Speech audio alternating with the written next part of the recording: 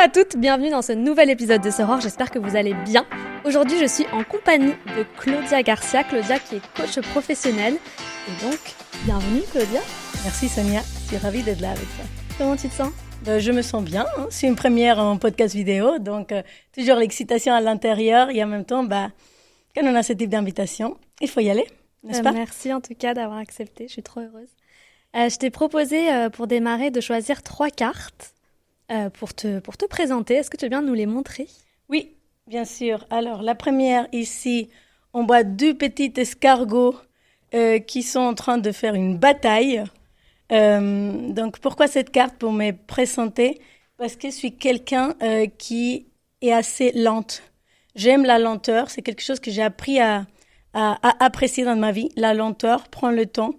Et donc du coup, le fait qu'il ait 2 petits escargots là qui fassent bataille, ça me rappelle cette notion qui est très importante pour moi aujourd'hui, qui est la patience. Deuxième carte que j'ai là, c'est un chaboté. Qui dessine un poisson qui saute 2 tableaux. Donc ça m'interpelle dans la créativité et en même temps la puissance de la création.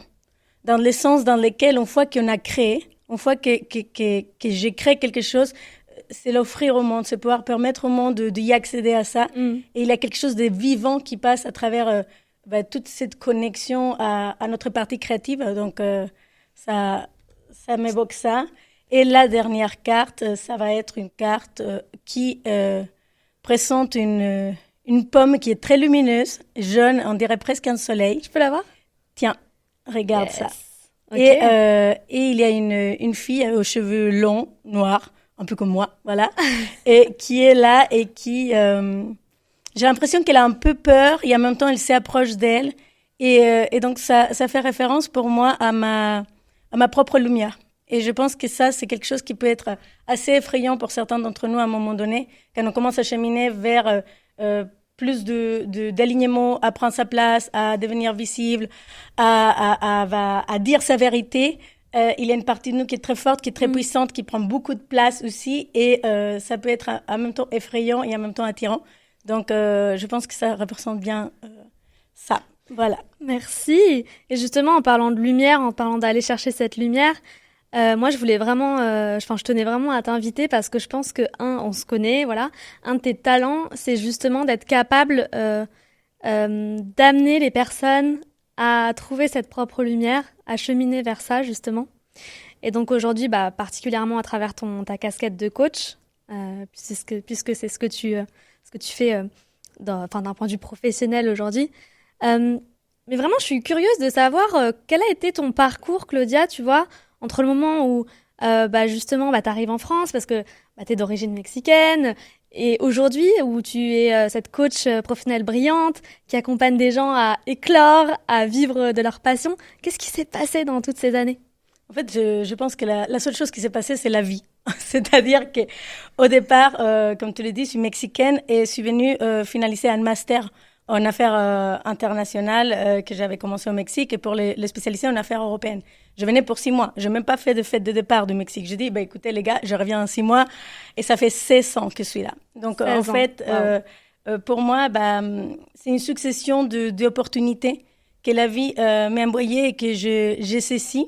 Des fois dans de la peur parce que il faut bien le dire, des fois on choisit parce que on se dit c'est ça qu'il me faut et puis j'ai commencé à cheminer, donc je fais une première carrière dans la levée de fonds, dans l'investissement comme cadre supérieur dans une grosse organisation américaine et à un moment donné il y a eu un point de bascule et il y a eu une grosse restructuration, je ne me retrouvais pas dans finalement ce qui était proposé pour la suite. Et là, j'avais le pari de continuer ce chemin et d'aller vers des fonds d'investissement ou de suivre une passion qui était en moi, que j'ai jamais pu réaliser véritablement, qui était la psychologie et l'humain. Parce que mon père disait que les psys étaient tous fous et qu'ils s'étaient tous divorcés et honnêtement ça donnait pas envie. Donc voilà, c'est comme ça qu'on faire de la place finance. des croyances dans la tête de quelqu'un. Et donc je me lance dans des paris fous il y a 10 ans maintenant de rentrer dans le monde de l'accompagnement. Au départ je ne voulais pas être coach. Et aujourd'hui, je peux le dire très sincèrement, pour moi, c'était presque rétrogradé dans les statuts que je m'avais créés et tout ça. Donc, ça demandait vraiment un cheminement vers moi, qu'on vienne me chercher pour que je fasse du coaching individuel. Parce qu'au départ, je voulais faire que du collectif. Et c'est des fil en aiguille, des rencontres en rencontres que je commence à découvrir en fait le monde de l'accompagnement. Parce que même si je suis coach certifiée, j'ai une certification française, une certification canadienne, je suis avant tout accompagnante. J'ai aussi rajouté une casquette de thérapeute qui pour moi me permet vraiment de venir traiter au maximum le spectre de l'être humain et le faire d'une manière dans laquelle je me sens en sécurité, en sérénité de pouvoir le faire. Parce que c'est là où les transformations, ils sont incroyables. Et donc, je suis passionnée de la transformation humaine. Donc, quand je suis tombée un peu dans la marmite, c'est un peu comme Obélix, c'est foutu, tu vois. Et je pense que c'est pour la vie. Je suis passionnée de ça. Ça m'anime au quotidien. Et donc, aujourd'hui, mon objectif avant tout dans ce parcours, c'est de moi-même me rapprocher de quelque chose qui m'inspire, dans laquelle je peux vraiment dire si je disparais demain, le chemin a été fait. Et de permettre aux gens de se rendre compte qu'en fait, chacun a une vie qui l'inspire et que c'est le raconter, c'est le dire, se dire sa vérité et de s'y accrocher à ça, il n'a rien de plus beau en fait. Donc, je chemine et on n'est pas à l'abri qu'il y ait de nouvelles choses qui arrivent dans les années à venir. Tu fais confiance à la vie? Je fais confiance à la vie, en effet. Dans le monde actuel, je pense que ce rôle d'accompagnant, de coach, il est super important, d'autant plus dans la société, dans le monde professionnel tel qu'il est aujourd'hui.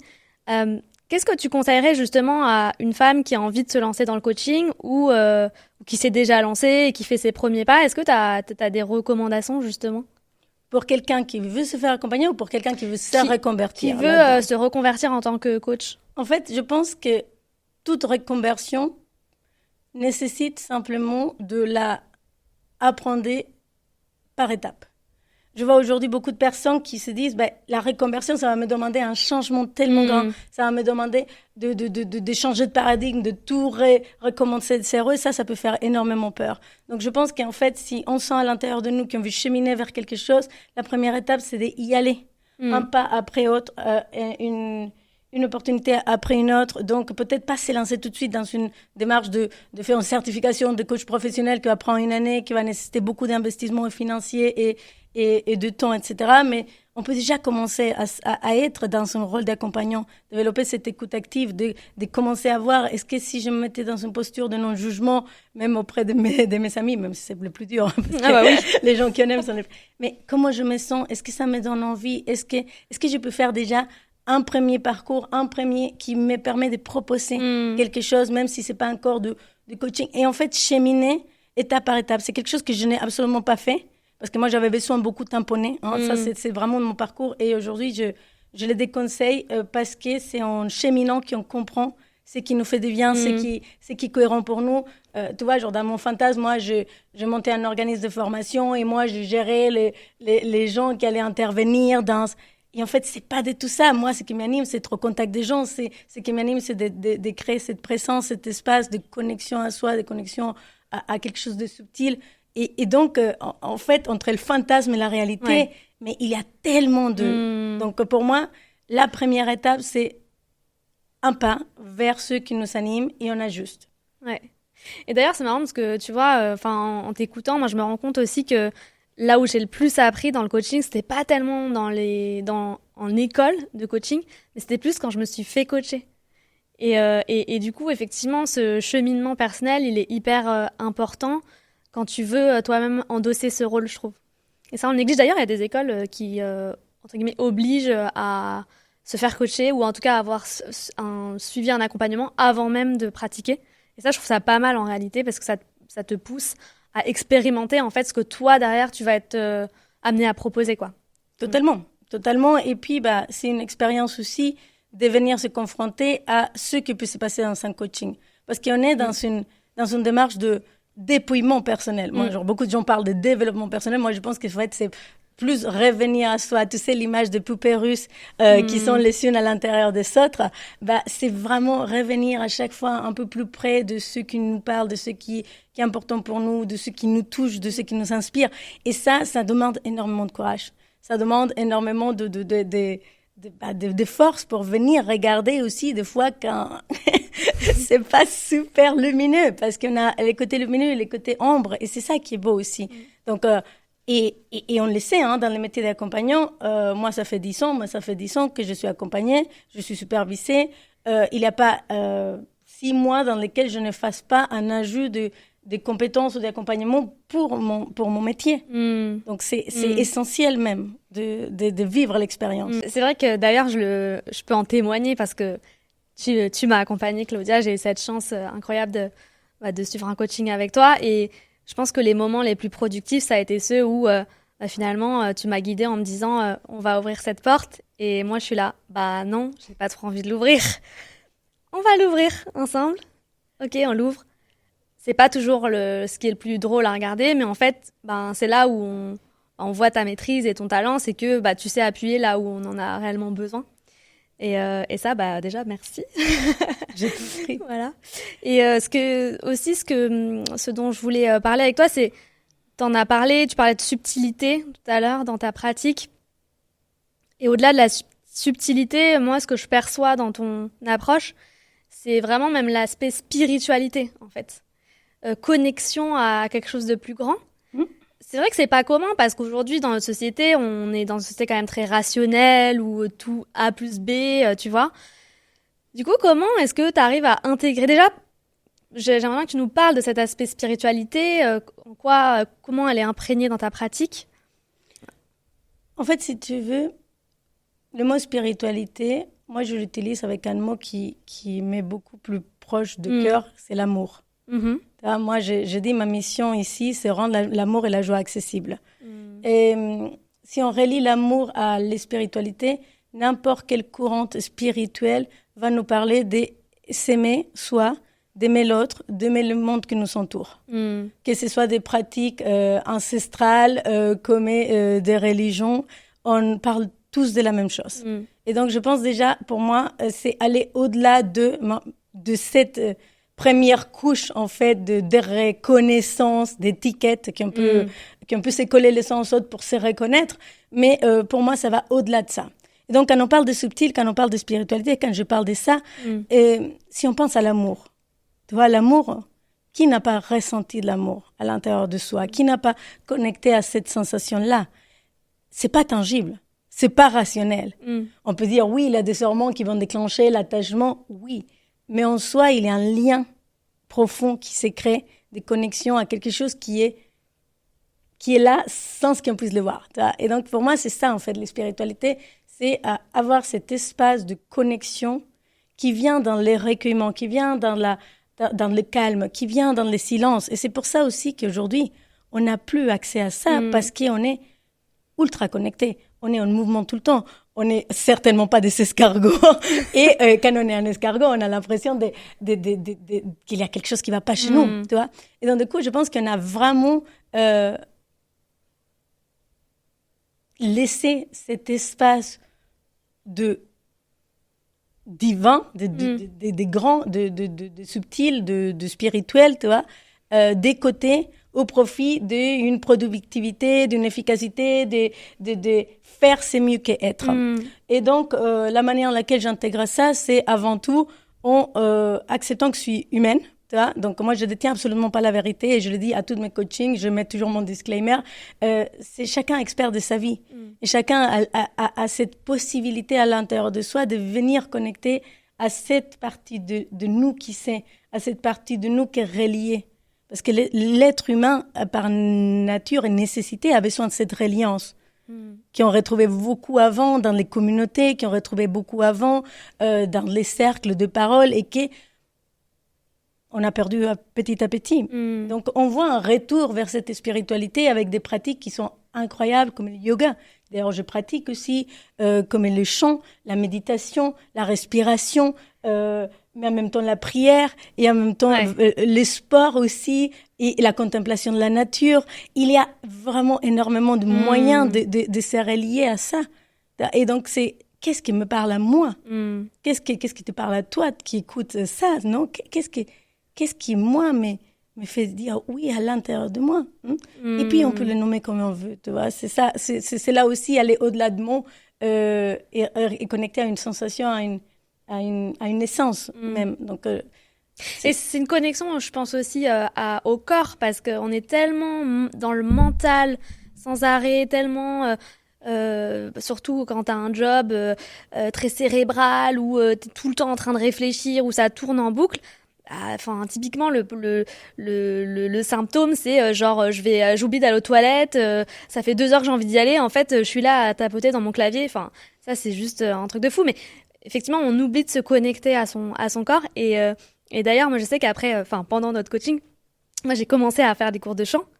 Et ça a changé ma vie parce qu'en fait, le chant, ça permet de te reconnecter à tes tripes, ça te crée une certaine vibration. En plus, je fais du chant en groupe, donc en fait, t'as la vibration collective. Et vraiment, je me sens en vie, tu vois, quand je chante. Et j'ai l'impression d'avoir retrouvé une espèce de sensorialité, tu vois. Et la première fois que j'arrive à ce cours de chant, je me suis mise à pleurer, tu vois. À la fin, ça tout est sorti. Mais parce qu'en fait, je m'étais rendu compte que j'avais mis mon corps de côté pendant assez longtemps, tu vois. Donc ouais, franchement, moi, j'encourage le maximum de personnes à se trouver une pratique comme ça. Ça peut être le chant, t'en as donné d'autres. Yoga, méditation, à vraiment prendre en main ce corps. Oui, parce qu'en fait, notre corps, c'est les véhicules. Et c'est vraiment ça. On n'est pas une tête avec un torchon qui pend. Hein. À un moment donné, c'est véritablement venir s'enraciner. On est des êtres de matière, mais tout est énergie. Donc, tout se passe par les corps. Et notre corps est vraiment un véhicule incroyable. Mais ça peut être aussi la danse, tu vois. Ça peut être toutes les expressions créatives. Le théâtre. C'est vraiment mettre en mouvement et mettre en connexion cette partie de nous qui est là. Et aussi... prends conscience de nos besoins. Tu disais, on ne va pas aux toilettes, on ne mange pas, on sort de le repas, on dort mal. En fait, la première chose quand ça va pas, c'est de dormir, manger, boire de l'eau, faire du sport, respirer. Et là, vous avez résolu 80% d'enjeux, un peu genre. Et puis après, on peut y aller vraiment dans un autre espace. Parce que si on prend vraiment que la partie physiologique du corps, ok? Au-delà de ce côté véritablement que je crois qui est pressant, qui est la résilience, on est soit dans un état de sécurité, soit dans un état de danger à l'intérieur de nous. Donc, soit on est vraiment calibré, on se sent bien, on est en sécurité, donc toutes nos fonctions vont bien, donc cognitives, digestives, soit on est dérégulé, on est en ce qu'on appelle un état de je me sens en danger, je ne me sens pas en sécurité. Et donc, qu'est-ce qu'il fait le corps quand on se sent en danger? Donc, tu peux bien imaginer, on est en train de se faire manger par un tigre. J'ai pas besoin de réfléchir. Si 2 plus 2, ça fait 4, tu vois. Genre, rien à faire, capacité cognitive, hors barre. Rien à faire, digérer, parce que, honnêtement, si on va être le déjeuner de ce tigre-là, c'est pas la peine. Donc, capacité digestive, hors barre. Capacité immunitaire, pareil. Donc, en fait, qu'est-ce qu'on fait? On coupe toutes nos capacités. Et donc, on devient vraiment de petites singes qui sont là en mode bonjour. Donc, l'idée, c'est de se rappeler de ça. Se rappeler que le corps est un véhicule fondamentalement puissant, mais s'il se sent en danger, on peut être la personne la plus intelligente du monde, notre capacité, elle va réduire à ça. Non, mais oui. Et donc, c'est apprendre à se réguler, apprendre à vraiment... intégrer cette partie de nous. Donc, c'est une de nos intelligences, le corps, le cœur et la tête. Les 3. Et tu parlais de reliance aussi. C'est quoi la reliance? C'est relié, en fait, pour moi, c'est quelque chose de subtil, qui est je suis reliée à toi à travers mes mots, à travers mes pensées, à travers les conversations qu'on puisse avoir. Et donc, en fait, cette subtilité, pour moi, on est tous reliés d'une manière ou d'une autre. Et j'aime bien donner l'image de quand on est dans les TGV, tu vois. Quand on est dans les TGV et qu'on a un billet qui dit tu es dans la voiture 5 à la place 22. Et si je me place à la voiture 7 à la place 47, je veux foutre un bazar pas possible dans les trains. Parce que quelqu'un, il va être à ma place et moi, je vais être à la place de quelqu'un d'autre. Donc, du coup, en fait, cette reliance, cette espèce d'intelligence collective subtile qui est en place, n'existe plus. Donc, pour moi, la reliance, c'est accepter de chacun prendre sa place, sa juste place, tu vois, celle dans laquelle on se sent bien, dans laquelle on va faire du bien à l'autre. Et donc, c'est vraiment un acte qui passe d'abord par soi, donc c'est un côté égoïste, mais qui a un impact dans le collectif. Donc, c'est là aussi où on retrouve l'altruisme. Et donc, c'est les deux s'opposer qui viennent se connecter. Cette reliance, c'est être capable d'être dans les deux choses. Et savoir que des fois, c'est moi qui va recevoir, des fois, c'est moi qui va donner. Et donc, être relié entre nous partie de nous vers le monde, nous vers les autres, nous vers la nature.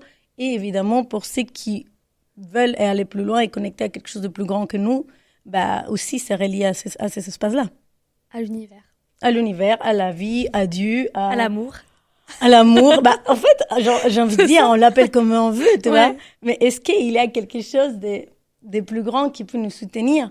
Et je pense pas que ça puisse nous faire de mal. Honnêtement, là, c'est vraiment le bonus que si tu le rajoutes, ça peut pas te faire de mal. Ça peut amener du positif. Donc, honnêtement, moi, je dis, allons-y. Allons-y. Pourquoi pas. Dans ta pratique, tu intègres l'EFT. Est-ce que tu peux nous dire ce que c'est? Alors, l'EFT, c'est le Emotional Freedom Techniques. Donc, les techniques de libération émotionnelle, c'est une pratique, une méthode, un outil qui permet de venir faire un travail sur les méridiens d'énergie du corps en tapotant avec les doigts sur certains points. Ces points-là, ce sont des points d'acupuncture. Et donc, du coup, ce qu'on va faire, c'est qu'on va venir travailler sur l'énergie du corps. Donc, vraiment, tout ça, c'est lié vraiment à la médecine chinoise. Et donc, il y a tout un bagage scientifique prouvé derrière pour faire circuler l'énergie. Et donc, du coup, évacuer une émotion qui pourrait rester, entre guillemets, encapsulée, coincée dans notre corps. Donc, ça relance un peu la machine, ça remet l'énergie en mouvement et ça permet de laisser partir l'émotion une fois qu'on a pu la digérer. Donc, pour le faire, si tu veux, je te fais une petite démo. Oui. Donc, du coup, par exemple, est-ce que tu peux nous donner une situation précise dans laquelle tu vas faire... Oui, dans laquelle on pourrait faire de l'EFT. Alors, l'EFT, il sert à plusieurs émotions. Donc, on peut l'utiliser pour la peur, on peut l'utiliser pour la tristesse, on peut l'utiliser pour la colère, on peut l'utiliser aussi pour certains traumatismes et on peut l'utiliser pour la douleur physique. OK? Les principes est toujours plus ou moins les mêmes. C'est juste la manière de questionner qui va changer en fonction de l'émotion. Okay. Est-ce que tu voudrais qu'on traite plus la colère, la tristesse, la peur? Qu'est-ce qui pourrait être le plus intéressant? La peur. Moi, c'est une émotion que je ressens souvent. Ok, donc du coup, la prédominante, je dirais. Ok, la peur. Donc, imaginons, si on prenait un exemple très concret, la peur de quoi? De quoi on pourrait avoir peur aujourd'hui? La peur de mourir. La peur de mourir, ok. Et donc, là, par exemple, la peur de mourir, c'est une peur qui est très grande. Mais derrière cette peur-là, de quoi tu as vraiment peur? C'est une bonne question. Ça ne veut pas dire qu'on ne peut pas travailler sur un sujet complètement si gros. Je pense qu'en fait, je dirais que c'est la peur de ne pas laisser une trace que je trouverais suffisamment impactante derrière moi. Ok, donc j'ai peur de ne pas laisser une trace suffisamment impactante derrière moi. Ok, là, on est déjà dans quelque chose de beaucoup plus concret. Donc, dès le moment où on veut faire de l'EFT, on ne fait pas de l'EFT, j'ai peur de mourir, noir. J'ai peur de noir, Donc, j'ai peur de noir, ça veut dire j'ai peur de monstre qui est dans les placards parce qu'il va me manger la nuit. J'ai peur d'envoyer cette proposition commerciale parce que j'ai peur qu'elle me dise non et que je me rends compte que ce que j'apporte, peut-être ça n'a pas de la valeur. Donc, en fait, l'idée, il faut creuser un tout petit problème. peu. Okay, si on n'arrive pas, on fait déjà la ronde de base et après, il y a des choses qui vont émerger. Mais moi, j'aime bien toujours creuser dès le départ. C'est un peu une déformation professionnelle. Donc, comment ça fonctionne l'EFT? On va travailler sur 2 points précis. C'est ceux qu'on va appeler vraiment le point de tapotage.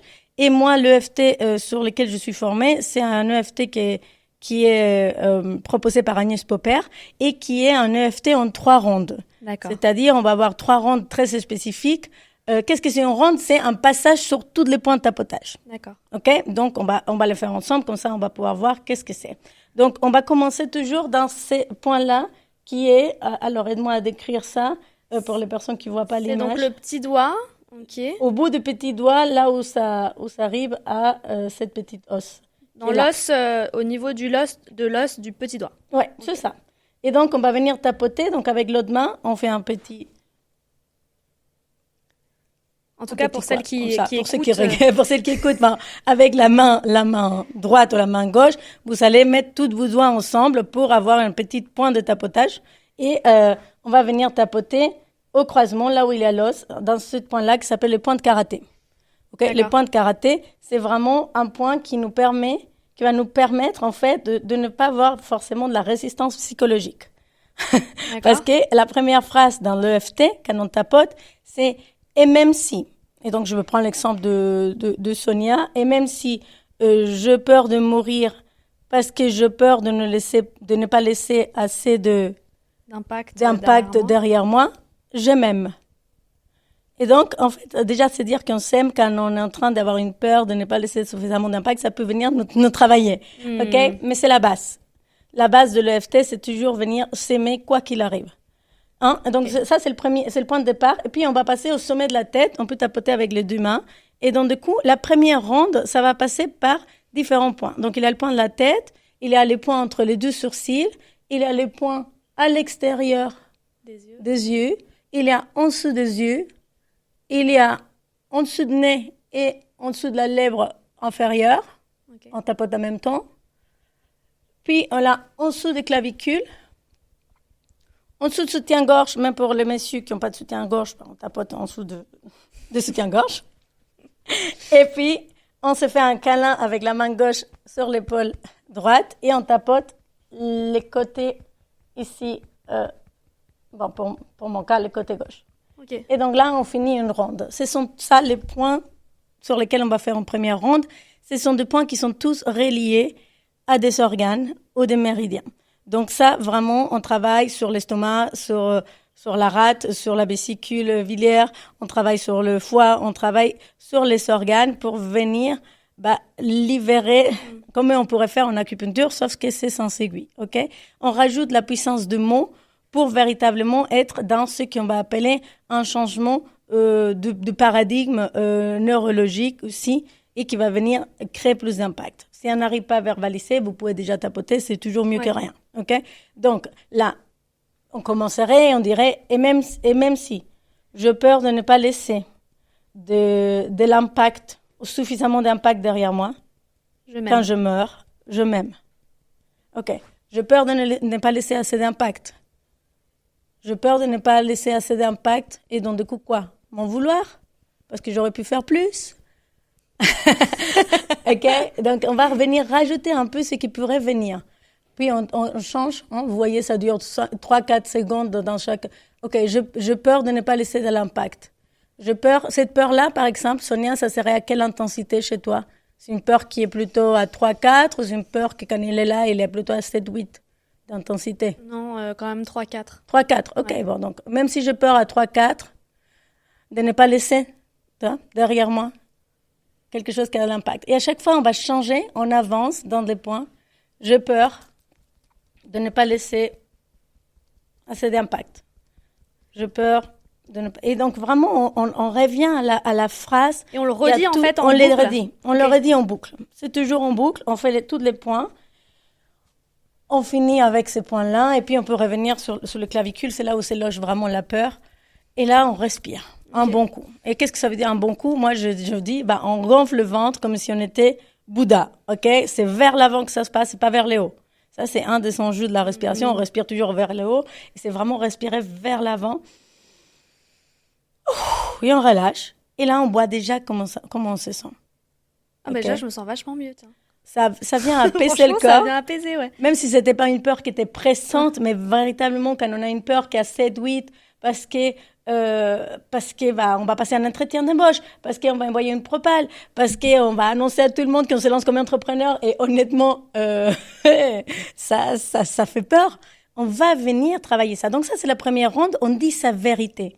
Il n'y a pas de jugement. C'est comme ça. J'ai peur. Même si j'ai peur d'un araignée qui est là, il est minuscule et je me déteste parce que j'ai peur de ça et je ne devrais pas avoir peur parce que j'ai 40 ans, j'ai peur, ok? Donc, on dit la vérité. Deuxième ronde, ça va venir quand on est dans la peur. Quand on est dans la peur, on va avoir besoin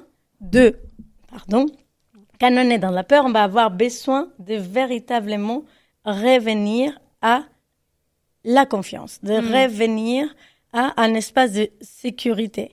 Et donc, pour la peur, on va venir travailler, est-ce que l'objet de ma peur est vrai? On va venir avoir un dialogue entre ma tête et mon corps, mon cœur. Vraiment, on fait la connexion entre les deux intelligences. Pour la peur, est-ce que l'objet de ma peur est réel? Est-ce que je suis certaine à 100%, Sonia, est-ce que je suis certaine à 100% que je ne veux pas laisser autant d'impact que je voudrais?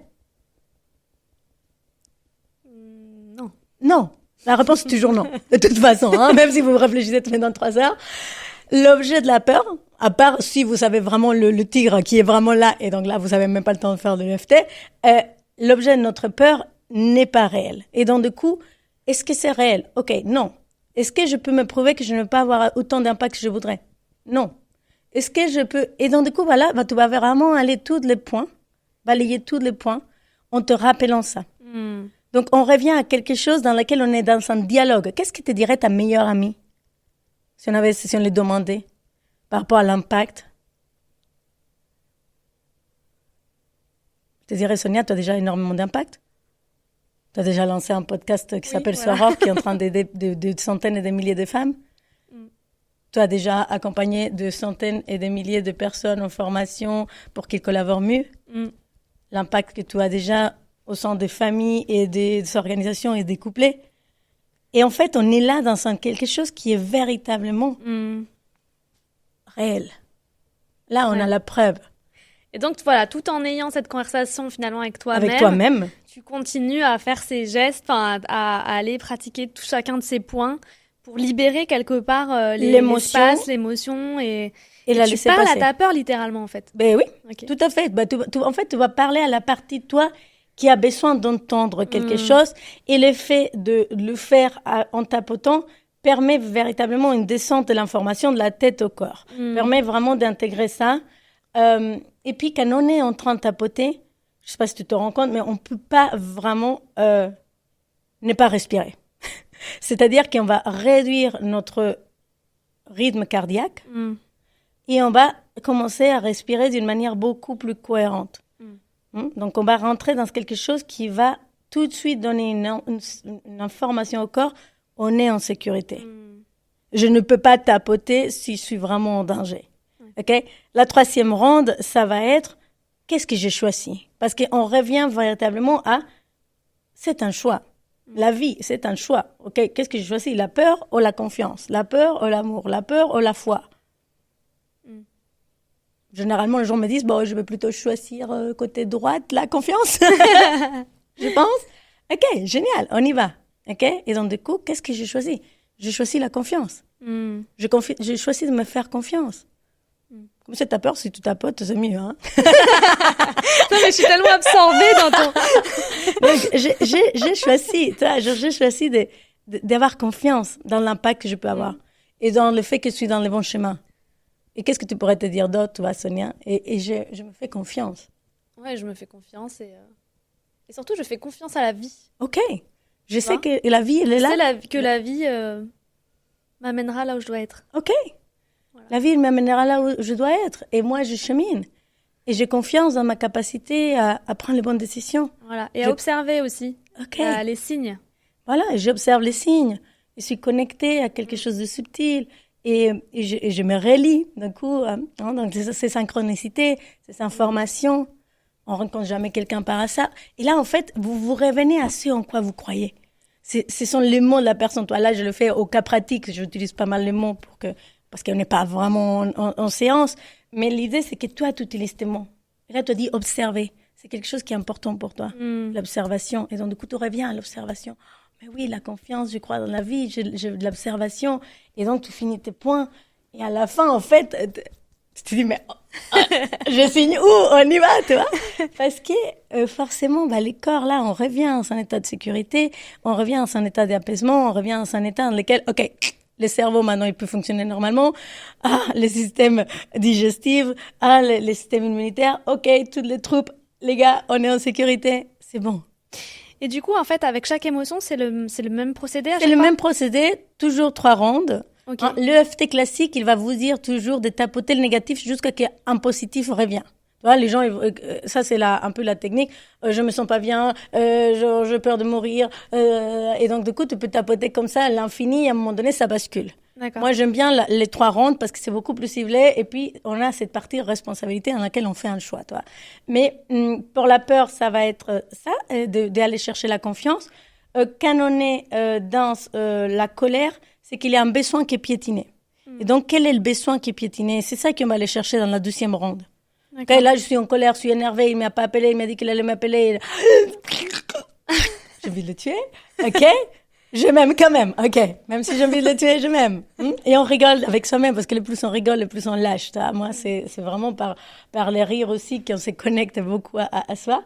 Et une fois qu'on est là-dedans, 2e ronde, c'est, ok, quel est le besoin?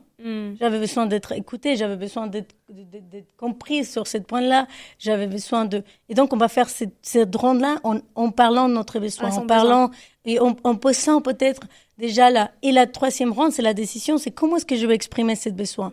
En lieu de venir et dire... Voilà, peut-être là, on va être déjà beaucoup plus centré, beaucoup plus calme, apaisé à l'intérieur de nous. Et donc, on peut venir dire les choses. Ça ne veut pas dire qu'on va laisser passer les choses, c'est qu'on est dans notre droit, mais on est aussi dans la possession de toutes nos capacités.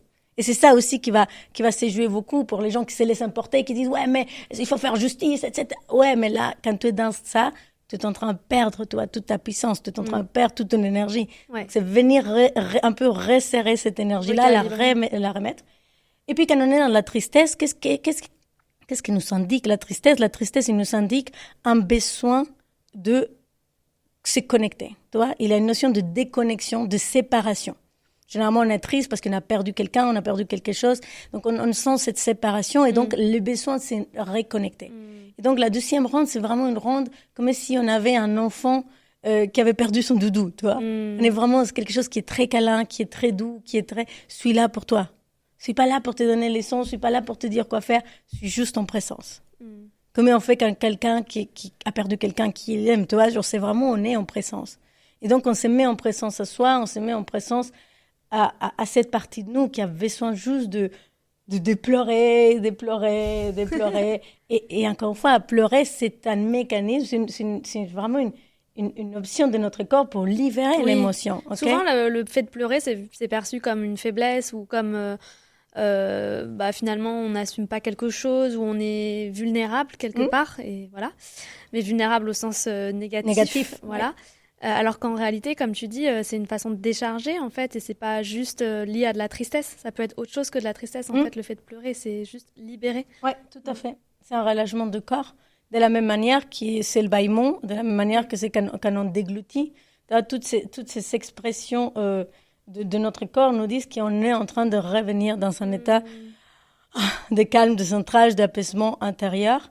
Et comme il y a l'EFT, il y a aussi plein de ces techniques qui peuvent nous permettre de revenir là-dedans. Tout ce qui va être vraiment la respiration, pour ceux qui n'adhèrent pas à l'EFT, c'est venir aussi reconnecter à son corps, à rien que de se prendre genre dans les bras quand on sent que ça part en cacahuète. On se fait un gros câlin et on respire. Moi, il y a une technique, je ne sais pas si je vais réussir avec le micro. Alors moi, avec main droite, parce que je suis droitière, je m'attrape l'épaule gauche. Avec main gauche, je m'attrape le côte là. Et là, je mets les 2 coudes l'un devant l'autre et je me planque. Je me planque comme si je me faisais un gros câlin. Ouais. Et là, je respire. Et tu vas voir, en fait, la respiration, elle n'est pas du tout la même parce que là, on est obligé de amener vraiment l'air beaucoup plus loin. Ah oui, plus bas, effectivement. Beaucoup plus bas dans notre corps. C'est vrai. Parce qu'on n'a pas une autre manière de faire. Donc là, si vous faites ça, là, vous faites de la vraie cohérence cardiaque. Ok, d'accord. Ok, parce que quand on dit, on va faire de la cohérence cardiaque et qu'on fait... Là, on est en train juste de dire, tigre derrière moi. C'est une bonne technique parce qu'en fait, moi, j'ai souvent du mal. Je respire beaucoup par le haut. On en parlait tout à l'heure. C'est pas forcément une bonne façon de récupérer quand on respire. Et notamment, je le vois en cours de chant. J'ai du mal à aller dans une respiration vraiment profonde. Et là, ce que tu viens de nous montrer, comme ça te compresse un peu vers le haut. Finalement, ça te oblige à aller bien plus bas et je garde, c'est top. Donc, du coup, quand vous voyez que bout de l'abondance, ça marche pas, hop, vous vous planquez en mode gros câlin. Et là, ça descend plus bas. Vous faites 10 fois et en fait, on revient dans un état même parfois un peu stone. Tu te dis, wow, attends, c'est un espace de flottement, mais parce qu'il n'a pas du tout l'habitude de s'oxygéner, de revenir au corps. Donc là, il a vraiment maintenant de la matière pour venir s'ancrer, se reconnecter à son corps. Et donc du coup, l'EFT aussi pour vraiment, parce que ça, je tiens à dire, même si vous n'utilisez pas des mots, que vous tapotez juste sur le doigt, vous prenez l'index et les pouces, et puis les majeurs et les pouces, et vous faites vraiment ce mouvement-là, ça vient déjà calmer l'esprit. Donc quand vous êtes dans une réunion hyper importante, et qu'il y a quelqu'un qui vous mettez les mains sur la table, ça c'était toujours Agnès qui disait, et vous tapotez. Et en fait, ça nous relie. Hein. Vous prenez les mains, vous attrapez les pouces, vous allez chercher votre pouls. Okay. Tout ça, ça nous calme, ça nous ramène en fait au corps, ça nous ramène à nous. Et donc, quand on est de retour, vraiment, on gagne. Il y avait une technique aussi que tu m'avais montré que je trouve hyper bien, c'est le shaking. Oui. Est-ce que tu peux nous dire ce que c'est? Alors, le shaking, en fait, ça va être tout simplement de venir faire des mouvements assez... je sais même pas le dire, en fait, on va venir shaker le corps, on va venir secouer. En fait, c'est vraiment le secouement. Donc là, on peut le faire sur les mains, mais l'idée, c'est vraiment qu'on puisse se mettre même debout et sauter, etc. Un peu comme quand on est dans les concerts de notre super... idole et qu'on devient complètement dingos. Voilà, on vient secouer et en fait, cet secouement-là, c'est un moyen pour les corps de relâcher la tension, de relâcher l'émotion, de relâcher même la réponse suite à un traumatisme. Et on le voit beaucoup dans la nature. En fait, si tu vois une biche qui se fait persécuter par un lion et qu'elle réussit à échapper, il va faire un espèce de rituel dans lequel son corps, il va véritablement venir créer des tremblements pour relâcher en fait cette pression qui a été créée par la peur de se faire manger et de mourir. Ok, donc ça, c'est vraiment... C'est pour ça que si la danse vient nous aider énormément à créer cet ancrage de corps, parce que ça permet de relâcher ces espaces-là. Donc, le shaking, c'est en effet aussi une technique qui est très, très puissante et que vous pouvez faire. C'est super facile, il n'y a pas de contre-indication. Moi, je l'utilise quand je sens que, tu vois, que je perds patience face à ma fille, tu vois, et que je sens que je vais monter en pression et que potentiellement je vais me mettre en colère et qu'après je vais le regretter, tu vois. Là, hop, je m'isole, je fais ça et je sens que ça me permet de libérer, quoi. Donc, il y a ça, et on peut faire aussi, par exemple, la contraction du corps. Tout le corps, on contracte tout, et on relâche. Et on contracte, et on relâche, et en fait, on fait vraiment des techniques qui nous ramènent au corps, et qui nous donnent la possibilité de récupérer, encore une fois, toutes nos capacités, toi, parce que quand on est face à un enfant de 3-4 ans, et que... Donc c'est simplement dire, ok, mentalement je sais que je ne dois pas crier sur elle, je le sais, mais mon corps à ce moment-là il ne le sait pas, parce que cette situation-là il me ramène, tu vois, dans un état peut-être que je n'ai pas envie de vivre, que j'ai vécu dans le passé, que je réplique, et donc forcément on a plein de raisons pour lesquelles on peut tomber dans un énervement comme ça avec nos enfants. J'en ai deux, je sais bien de quoi je parle. Donc, cette technique-là, ça nous permet de revenir aussi au corps, de calmer et de récupérer toutes nos capacités. Pour revenir, donc toi, tu accompagnes beaucoup des femmes, pas que, mais en majorité des femmes. Ouais. Et par rapport aux sujets pour lesquels on vient te voir le plus fréquemment, je sais qu'il y a dans les contenus que tu partages, ce que tu dis, c'est que il y a l'assertivité, le fait d'être capable de dire non. Il y a le fait aussi de lâcher prise. Souvent, on nous dit « Ah, mais il faut lâcher prise ». C'est un peu comme une injonction, tu vois, et une injonction à lâcher prise. Bon, en fait, comment je fais pour lâcher prise ? Comment on lâche prise ? Alors, encore une fois, genre, c'est les sujets sur lesquels on va venir me chercher. Moi, ce sont des sujets que je mets vraiment dans une catégorie que j'appelle leadership et empowerment. Donc, ça va être prendre sa place, ça va être oser demander, ça va être s'y autoriser à faire certaines choses, ça va être véritablement assumer ses ambitions. Parce que c'est ça aussi, hein, quand on est une femme, avoir beaucoup d'ambition, c'est toujours un peu connoté et ça peut venir poser problème par rapport au contexte dans lequel on a grandi, par rapport à notre histoire personnelle. Donc, on vient me chercher aussi par rapport à des émotions qui on peut ressentir. On ressent de la honte, on ressent de la culpabilité, on ressent du jugement envers soi-même. Il y a beaucoup de « j'aurais dû déjà faire ». J'aurais dû déjà être là et je ne suis pas encore. Et donc, il y a vraiment cette notion de « je suis en retard ». Tu vois. Ouais. Donc là, je veux leur sortir la carte de l'escargot et dire bah, « écoutez, mais c'est vrai, hein, ce truc-là, d'avoir toujours l'impression de ne pas faire assez, d'être toujours à la traîne, de toujours se laisser dépasser, de ne pas être assez rapide. Et en même temps, bah, c'est aussi quelque chose qu'on cultive à la fois dans notre société, mais aussi dans l'entrepreneuriat. Donc, c'est quand même pas toujours évident. Ce fameux lâcher-prise. Ben, c'est pas du tout évident, surtout que les lâcher-prise, comme tu le dis bien, en fait, c'est quelque chose qu'on ne peut pas faire avec la tête. Et l'injonction, elle vient à lâche-prise, mais c'est pas si grave. Ben, genre, c'est ton conjoint, et c'est ton ami, et c'est ton... Toi, tu es au bord de la catastrophe, ils te disent, mais c'est pas grave, lâche-prise. Mais en fait, tu peux pas lâcher parce que pour toi, c'est grave. En fait, et c'est là où le lâcher-prise, il est vraiment dans les corps, dans l'émotion, dans de libérer la partie de nous qui est contractée. Moi, quand je dis contractée, ça veut dire qu'il y a une partie de nous qui est restée un peu baby Sonia, baby Claudia, tu vois, genre une partie de nous qui est restée, qui n'a pas grandi. Et qui, à un moment donné, quand elle avait 8 ans, hein, par exemple, moi qui a un peu de harcèlement, que j'avais pas forcément beaucoup de copains quand j'étais petite, il y a une partie de moi qui va avoir une petite appréhension ou une grande appréhension à tout ce qui est les contacts à l'autre, etc. Et si cette partie-là, elle vient pas être libérée, elle peut s'accrocher et nous empêcher de faire certaines choses parce que pour elle, c'est dangereux. Okay? C'est dangereux d'être pleinement comme on est parce que si on est comme on est, on vient se faire taper dessus, tu vois. Et donc pour toi, par exemple, dans le cas où plus petite, tu te sentais plutôt isolée, ça pourrait se manifester comment il peut avoir énormément de répercussions. Toi, je prends mon cas précis. Moi, j'aime bien dire que de nos plus grandes blessures naissent nos plus grands talents. Okay? De nos plus grandes épreuves, on va en tirer quelque chose qui vient finalement sublimer ce qu'on présente au monde. Donc, si je reprends cette notion d'être en contact avec des autres enfants et d'être accepté, d'être accueilli, c'était tellement douloureux pour moi que moi, j'en fais presque un métier. Tu vois, je fais un métier de pouvoir permettre aux gens de s'accepter, de s'aimer, mais pas parce que moi j'avais besoin de guérir ça, mais c'est parce que c'est dans mon chemin, au fur et à mesure que je grandis, j'ai toujours donné de la place à l'autre. Tu vois, pour moi, c'est super important que les gens soient intégrés, c'est super important que tout le monde se sente à l'aise, c'est super important d'accueillir, de recevoir les gens. Tu vois, et ça s'est traduit dans toute ma vie.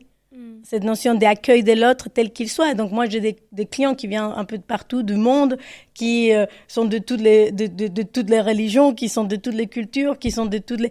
Et parce que pour moi, c'est ça, accueillir, tu vois. Et donc, en fait, si nous, quand on est face à une situation qui nous rappelle la situation qu'on a vécue plus tôt dans notre vie, hein, c'est pas forcément étant enfant, ça peut être aussi quelque chose qu'on a vécu dans notre expérience professionnelle plus jeune. Si ça se rapproche un peu dans soit le contexte de l'histoire, soit la sensation dans le corps, notre inconscient va nous dire dangereux. Et dangereux, c'est tu vas pas. Ok, donc dans mon cas, par exemple, ça peut être la visibilité. Si je veux me montrer tel que je suis au plus grand nombre, plus de visibilité, ça veut dire peut-être des gens qui vont pas forcément t'aimer tel que tu es. Et donc ça peut venir faire, tu vois, genre cet écho à quelque chose que j'ai vécu dans le passé. Aujourd'hui, c'est pas vrai sur mon histoire parce que j'ai fait beaucoup de travail là-dessus, mais clairement, à un moment donné, c'était une peur viscérale et si les gens viennent commenter des choses qui sont méchantes, et si les gens ils s'aiment pas, et si ça, et donc forcément ça nous crée des blocages, ça nous empêche d'avancer, mais on peut pas le faire mentalement. On peut pas dépasser ça juste en disant oui, allez, si, parce qu'il y a 95% de notre inconscient, que notre corps qui nous dit Ça ressemble trop à quand tu t'es fait un peu bousiller dans la cour, hein, tu te souviens? On s'en sortit une fois, on va pas essayer deux. Okay? Et c'est juste ça, tu vois. Et donc, quand on commence à le voir comme ça et qu'on vient donner à cette partie de nous qui est restée coincée, une nouvelle perspective, une nouvelle perception, une nouvelle manière de voir les choses, et qu'on complète l'histoire qu'on ne pouvait pas compléter quand on avait 8 ans, parce qu'on n'a que cette partie de l'histoire. Tu vois, c'est comme si on était coupé en deux et on voyait que le côté droit. Et là, on vient, dans le travail que je fais, je viens aider les gens à voir l'autre côté, à voir qu'est-ce qu'ils sont en tirés de positif, à voir comment cette expérience-là leur a permis de se rapprocher de leurs parents, leur a permis de voyager dans le monde, leur a permis d'avoir la rage de réussir. Et d'un coup, en fait, l'histoire, c'est un mal pour un bien, un mal qui amène une opportunité. Et donc, on complète l'histoire. Et moi, ça, j'adore. J'adore cet espace-là parce que ça vient nous ramener aussi à cette notion de la vie. Il aura toujours des hauts et des bas. Et notre but, c'est pas vouloir que ça soit facile tout le temps. Ouais. C'est d'avoir les ressources pour pouvoir faire face quand ça va être difficile. Ouais. C'est savoir que ça va être difficile. Il y a des jours où ça sera dur. Mais à l'intérieur de moi, j'aurai la ressource parce que j'aurai travaillé, j'aurai libéré ces espaces-là et je sais que je suis en chemin. C'est cette dualité dont tu parles souvent, finalement. C'est accepter, finalement, les deux revers de la médaille et comprendre qu'il n'y a pas un côté sans l'autre, quoi. Oui, et qu'il n'y a pas un meilleur côté que l'autre, tu vois, parce qu'on est vraiment aussi dans une société qui va valoriser beaucoup cette notion de positif, cette notion de lumineux, cette notion de... Et donc, il n'y a pas de lumière sans ombre. Il n'y a pas de jour sans lune, il n'y a pas de soleil sans lune, etc. En fait, tout est cyclique, on le disait même avant de commencer. Ouais. Et donc, avoir cette conscience, en fait, et cette capacité d'accueillir les opposés et cette revers de la monnaie. Donc, quand il y a quelque chose de très négatif dans notre vie, c'est pas dire que il aura quelque chose de positif dans le futur. C'est pas compenser. Hein, parce que ça, c'est vraiment quelque chose qu'on fait souvent et on se dit, aujourd'hui, j'ai beaucoup de positif, donc demain, il y a un malheur qui va tomber. C'est comme si on devait compenser la vie. Non, la vie, en fait, elle va venir s'harmoniser par elle-même. Donc, une expérience positive, elle ramène son lot de difficultés. Tu vois, un entrepreneur qui a beaucoup de succès, qui a beaucoup de clients, son lot de difficultés, ça va être la délégation, ça va être trop rendez-vous pour tout, ça va être la charge mentale que ça rajoute, ça va être... Donc, c'est vraiment toute cette partie-là dont on n'en parle pas. On met toujours sur un piédestal certaines choses et on ne veut pas parler de l'autre côté. Mais il y a toujours un prix à payer. Hein, tu vois? Et ça, c'est l'illusion aussi dans laquelle on vit. On pense que réussir, c'est... ne pas avoir de prix à payer. Je suis désolée, vous écoutez ça, je viens de vous casser une belle idée, mais ça nous rend beaucoup plus forts. Si on accepte et dit, OK, j'y vais, je le fais, et je sais qu'il a cette prix à payer, je suis prêt à le payer, c'est OK. Et là, tu te sens OK avec la vie, tu vois. Donc, parlons justement du prix à payer. Toi, tu as une entreprise qui marche bien, tu as bien développé ton activité durant ces dernières années. C'était quoi pour toi le prix à payer, justement? Déjà, pour moi, le prix à payer, ça a été de venir creuser chez moi. Tu vois, venir explorer toute cette partie de moi qui avait peur, qui savait pas forcément faire. Moi, j'ai fait une reconversion totale, donc il fallait aller chercher, tu vois, la ressource pour apprendre, pour se mettre en valeur aussi quand on a zéro légitimité. Hein, sur un domaine précis. Ça veut pas dire que je n'avais pas de tout de la valeur à apporter parce que j'ai tout un parcours. Mais sur cet angle-là, ça m'a demandé de mettre aussi un peu mon ego de côté et de dire, OK, je suis en chemin, je suis en train d'apprendre. Et le prix à payer, clairement, de me lancer dans l'entrepreneuriat, ça a été de réduire mes revenus aussi, hein, en partant d'un salaire très confortable à créer une boîte et monter une boîte où on ne sait pas du tout qu'est-ce que la vie va nous amener. Il y a cette notion d'incertitude aussi, hein, qui est liée à l'indépendant, à l'entrepreneuriat, et qui est toujours un peu là, présente. Au fur et à mesure qu'on avance, on va plus ou moins l'apprendre, et encore. Et encore, tu vois. Et donc, du coup, pour moi, il y a eu tous ces prix à payer aussi, hein, et la comparaison que je pouvais avoir avec des amis ou des personnes qui évoluaient, eux, d'une manière... on va dire plus classique financièrement, etc., sur une certaine stabilité. Et moi, que je construisais quelque chose qui avait beaucoup de valeur pour moi, mais qui n'était pas forcément ce que était le plus courant il est plus valorisé par la société. Donc, en fait, tout ça, c'est du prix à payer pour nous. Et donc, c'est aussi se rendre compte de ça. Ça veut pas dire que je ne voulais pas les payer. Je l'ai découvert un peu en chemin aussi. Bien sûr. Mais quand on est conscient, on s'engage. Et aujourd'hui, je suis 100% consciente. Et si c'était à refaire, je le referais. Je sais que tu es attachée aussi beaucoup à ta famille. Enfin, ça, c'est une valeur qui est hyper importante pour toi. Tu as 2 enfants.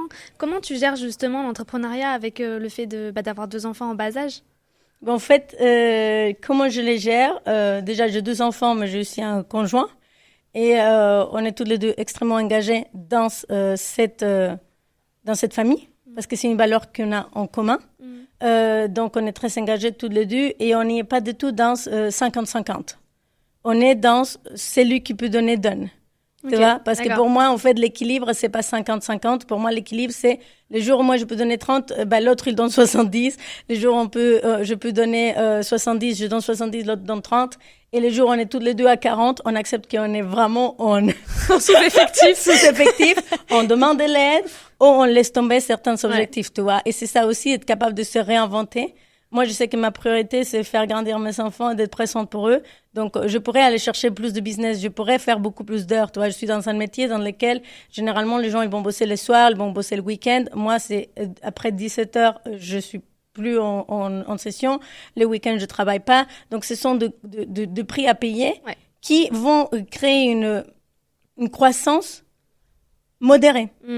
Mais je sais que c'est OK pour moi parce que mes enfants, ils sont petits aujourd'hui. J'accepte ça. Et donc, du coup, j'ajuste en fonction. Tu vois? Donc, c'est vraiment... J'ai décidé quels sont les éléments qui sont les plus importants dans ma vie. Clairement, ma famille est un. Ma spiritualité est un 2e. Tu vois, mon bien-être. Ma capacité à apprendre et à me développer comme personne. Et donc, du coup, ça, ce sont mes non négociables. Et à partir de là, je construis tout le reste. Et petit tip, c'est ton agenda personnel, il passe avant ton agenda pro. C'est-à-dire que tu cales tes rendez-vous perso et puis le reste, tu cales tes rendez-vous pro. Parce que si on fait à l'inverse, ça marche pas. Donc, mettre dans l'agenda les pros et les persos, c'est indispensable. Et ça, je me rends compte qu'on ne le fait pas assez parce qu'on se dit, ouais, mais bon, ça c'est du perso, tu vois, je ne vais pas le mettre dans l'agenda. Si ça n'est pas dans l'agenda, ça n'existe pas. Oui, c'est sûr. Après, tu vois, j'ai l'impression que nous, on a cette perspective plus entrepreneuse où finalement, on est quand même maître de notre agenda quand même globalement. Là où dans les entreprises, et c'est quelque chose que j'avais peut-être un peu tendance à oublier, mais parfois je le vois avec certains clients, t'as l'impression que ils sont complètement, ils se laissent complètement rouler dessus dans leurs agendas et que limite, il n'y a plus le choix, quoi, en fait. Et tout se remplit, et tu vois des trucs hallucinants où les réunions s'enchaînent tous les jours de toute la semaine. Et moi, je trouve ça hallucinant. Et c'est vrai que c'est une réalité dans laquelle je ne suis plus. Et parfois, pour moi, face à des clients, j'ai un peu de mal à appréhender ça, tu vois, parce que je me dis, mais en fait, t'as qu'à dire non à cette réunion, tu vois. Pour moi, ça me paraît évident.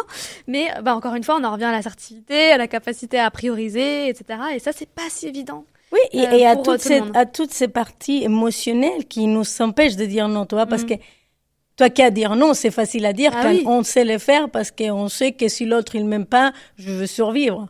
Mais si ça nous ramène à la cour quand machin, ou si ça nous ramène à papa et maman, ou si ça me ramène à mon premier boss.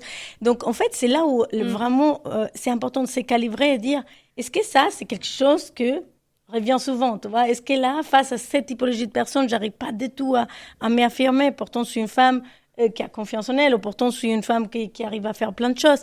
Et véritablement voir ces espaces-là, tu vois, qui restent contractés. Et puis, il y a vraiment une partie qui est purement logistique, qui est purement de la priorisation, de l'organisation, qui est de dire, si tu ne le remplis pas, quelqu'un d'autre le remplira à ta place. Hein? En entreprise, c'est comme ça. Donc, si le créneau est déjà occupé, calez des créneaux pour vous, hein? Des créneaux de réflexion, stratégie, etc. Et si on vous dit, ah ouais, mais tu es déjà occupé pour cette réunion, pour la réunion, tu sais, c'est super important, la réunion des... Ouais, je sais, mais bon, là, je suis déjà prise. Est-ce que tu veux caler un autre moment? Et donc, véritablement, venir s'engager dans ce qu'on a mis dans l'agenda. Moi, j'ai eu une superviseuse qui m'a dit un jour, et ça m'est resté, s'engager avec soi-même dans son agenda et tenir en compte de ce qu'on a déjà noté, c'est une belle preuve d'amour de soi. Et vraiment, là, ça ça m'a fait switcher quelque chose, de dire, OK, oui, là, c'est une preuve d'amour envers moi, de respecter cette créneau sport, de respecter cette créneau-là. OK. Et petit à petit, en fait, les plus on dit non, les plus on dit quelle est notre limite, les plus les gens, ils s'apprennent à respecter ça, en fait. On s'éduque mutuellement. C'est juste qu'on a trop peur de éduquer l'autre et de lui montrer quelles sont nos limites parce que, il va plus m'aimer. OK? Et aller creuser les scénarios de pire. Est-ce que tu veux vraiment que ton collègue Pierre, que, en réalité, t'aime? Ouais, bon, en fait, on s'en fout. Et donc, vraiment, aller creuser le scénario de pire, tu vois, c'est, OK, et au pire, de pire, il me vire. Je serais trop ravie s'il me virait. OK, donc. Voilà. Pas la réponse. Mais c'est vrai. Tu vois, des fois, en fait, on s'arrête à l'objet de la peur sans aller creuser. Sans aller plus loin. Ouais, complètement. Je suis tout à fait d'accord. Est-ce que tu peux nous parler un petit peu, justement, pour finir, de tes offres, de si on a envie de se faire accompagner avec toi, quelles sont les possibilités? Alors, j'ai fait de l'accompagnement en individuel. Tous mes accompagnements, ils sont véritablement travaillés de la même manière, c'est-à-dire que je vais travailler en utilisant une méthode d'alignement qui est ma méthode à moi, qui permet de passer de la tête au corps, de la tête vraiment à ressentir. Donc, je sais, mais je vais l'incarner, je vais le comprendre dans mon corps, donc descendre de la tête un peu plus bas, OK? Ouais. Et donc, dans tous mes accompagnements, ça va se décanter.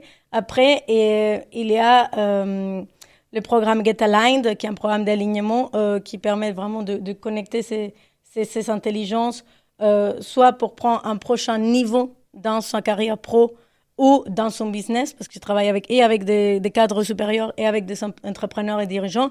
Il y a le programme Shine aussi, qui est un programme dans lequel on va venir prendre sa place pour s'autoriser enfin à briller, et à rayonner, et donc être soi-même pleinement, qui est un programme qui est plus hybride en collectif et en individuel. Puis il y a Expansion, qui est un programme de croissance qui est destiné à des personnes pour qui ils sont déjà bien installés dans leur activité professionnelle, dans leur carrière, et que ils vont passer vraiment dans un nouveau step de vision, de vraiment déployer leur impact et qui vit le syndrome de la chemise un peu trop petite. Là, donc en mode il y a un nouveau cap à passer. Et puis il y a des gens qui sont vraiment perdus en chemin et qui ont besoin de revenir à eux, de se reconnecter, de recréer un lien profond avec eux. Donc il y a reconnexion. Okay. Et puis après, il y a des offres vraiment très spécifiques pour des moments de vie professionnels. Okay. Donc, il y a le programme Get the Job pour les personnes qui transitionnent d'un job à un autre, qui veulent vraiment apprendre à se vendre, à se mettre en lumière. Il y a le programme Boost Your Leadership, quand on est déjà en place dans un nouveau job et qu'on a besoin de vraiment comprendre le jeu politique, de se positionner de manière stratégique, de ne pas laisser sa peau dans les jeux, parce que voilà. Et puis, il y a le coaching exécutif. Et généralement, ce sont des entreprises qui vont venir proposer cet accompagnement à leur cadre supérieur exécutif pour leur permettre de mieux incarner leur leadership. Bon, du coup, il y en a vraiment pour tout le monde, en fonction des différents stades d'avancement, que tu sois en train de te lancer, que tu sois déjà, que tu prennes un nouveau job, que tu te cherches, que tu veux développer ton leadership. Il y en a pour toutes les possibilités. Et en tout cas, moi, je recommande à fond de se faire accompagner par Claudia parce que tu transformes des vies, vraiment. Si vous voulez la suivre d'ailleurs, Claudia, on peut te retrouver sur LinkedIn. Claudia Garcia. Sur Instagram, Claudia_de Coaching. Et c'est le deux moyens les plus faciles. On mettra toutes ces références en commentaire, en légende. Et qu'est-ce qu'on peut te souhaiter, Claudia, pour la suite? De continuer à aimer la vie autant que possible. De l'amour. De l'amour, de la joie, de la vie. Et tu m'as parlé d'amener un objet mystère. Ah oui, c'est vrai. Tu avais oublié. Je vais le sortir. Il est où mon objet mystère? Bon, on va finir sur ça alors. Ouais, parce qu'en fait, ça, vous voyez, c'est un petit cahier bleu. Mais en réalité, je te raconte l'anecdote parce que je me baladais et je l'ai vu par terre. Je me suis dit, tiens, un petit cahier, je vais pas le prendre. Et puis, j'ai avancé 50 mètres et il y a une partie de moi qui m'a dit, reviens, récupère ce cahier. J'ai dit, OK, moi qui, je travaille cette notion d'alignement, d'écoute de soi, je suis revenue et je l'ai retrouvée et en fait, c'était une Bible. Okay. Autant vous dire, je suis croyante pratiquante catholique, retrouver une Bible par terre, c'est quand même un sacré signe. Et donc, tu m'as dit, ramène un objet mystère sur lequel tu voudrais partager un mot. En fait, des fois, il y a des espaces comme ça qui nous permettent de nous relier. Ça peut être une Bible, mais ça peut être un livre, ça peut être un cahier de poésie. Et avoir un support qui vient nous permettre de nous ancrer aussi. Quand ça part en cacahuète, moi, tous les matins, je dis, OK, je vais lire quelques lignes et ça me ressente, ça me ressource, ça me permet de revenir à quelque chose qui me permet de m'ancrer. Donc voilà, ça c'est mon petit objet mystère. Merci de l'avoir partagé et du coup, saisissez les signes de la vie. Voilà. Merci pour l'invitation, Sonia. J'espère que le parcours de mon invité t'a inspiré. J'ai 2 questions pour toi. Quels sont tes grands apprentissages suite à l'écoute de cet épisode ? Que vas-tu mettre en place dès demain ? Je t'invite à prendre en note tes réponses et à me les partager via les réseaux sociaux. Si cet épisode t'a plu, abonne-toi à la chaîne YouTube et laisse un avis 5 étoiles sur Apple Podcasts.